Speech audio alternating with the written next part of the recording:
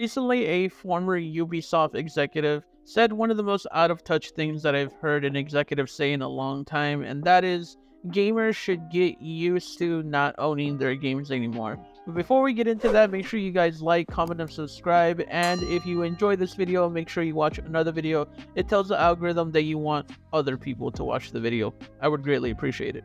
While Ubisoft is neither here nor there, but their comments are something that concerns me in general as a whole when it comes to subscription services in gaming. You see, there is a common misconception when it comes to gaming subscriptions like Game Pass or PlayStation Plus Premium that these services are actually extremely profitable and are the future of gaming, when I would respectfully disagree that PlayStation Plus Premium and Game Pass are the future of games. While it is really nice to pay $17 a month and get any game you want for free every single month that you want, it is cool. I'm not gonna lie to you, and it's super awesome having those games. You don't own those games. You're renting those games. Those are not your games, and those subscription services are not very profitable. While it is estimated that Game Pass is making $230 million in revenue, keep in mind that is in revenue alone and not profit. Profit and revenue are two different things. When you bring in $230 million,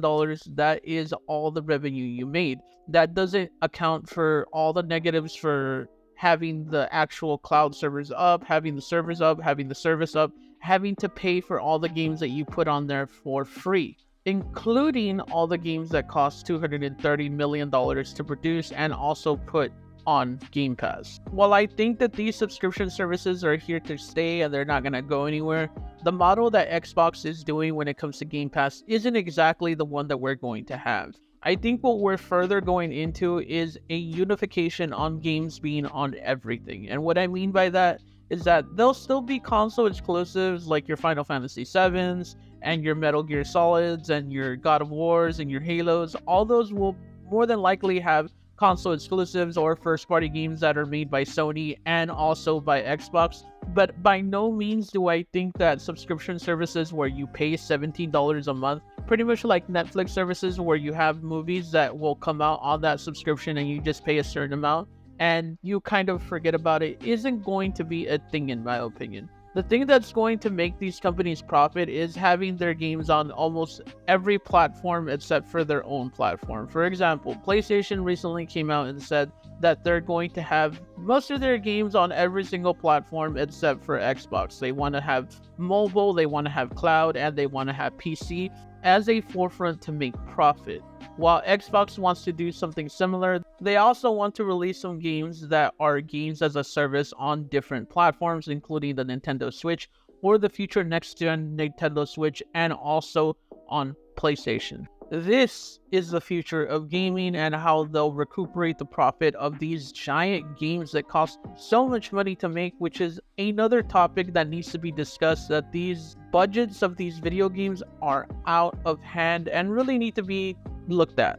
I don't think that anybody should get comfortable with not owning their games in some way or form, and I believe that we should have and fight for physical games as much as we can and have them here as long as we want them to.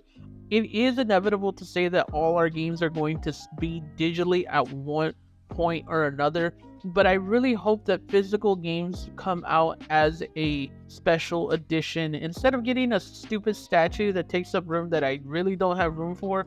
The thing that I don't have room for but would make room for in order to actually own the game on a disc is a special edition disc, kind of like what Baldur's Gate did with its game, where you can go buy the game right now, but it is a special edition game that you have to pay a little bit extra for, and is also a limited edition to what you're going to be able to buy that game. There's a limited time frame for you to buy it. That, in my opinion, is the future of gaming. I do think that gaming is going digital, but I don't think that these Game Pass services are going to be the future. I think that all these games are going to be on a unified front to fight on different platforms like mobile, cloud, and PC, which honestly is extremely necessary when it comes to making profit for giant budget games. Let me know what you think in the comment section. Do you think that Game Pass is the future? Do you think PlayStation Premium is the future? Do you think both of those are the future? Let me know in the comment section. Let me know what you think.